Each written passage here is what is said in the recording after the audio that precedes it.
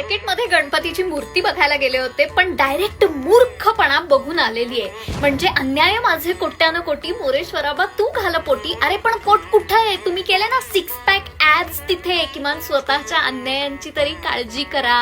गणपतीच्या हातामध्ये त्रिशूळ असतं, परशू असतो, पण ह्यांनी थेट बंदूक हातामध्ये दिलेली आहे. त्याच बंदुकीने नको तिथे क्रिएटिव्हिटी दाखवणाऱ्यांना असं मारावं असं वाटतंय ना मला, म्हणजे मी सांगूच शकत नाही. ओ शेटवाल्या त्या घाणेरड्या जाड्या चैनी आणि हातात ते घाणेरडं सोन्याचं ब्रेसलेट असलेला, असा हात असलेला झुकेगा नाही सालाचा गणपती बाप्पा बनवलाय. म्हणजे रिक्रिएटिंग पुष्पा बिष्पा करा ना इंस्टाग्राम वरती. गणपती बाप्पा सोबत कशाला करताय? Last but not the least, Ganpati बाप्पाला अशी नारळाची 2 झाडं असल्यासारख्या शेंड्या केलेल्या आहेत, ज्या निव्वळ बैलाच्या शिंगांसारख्या दिसत आहेत.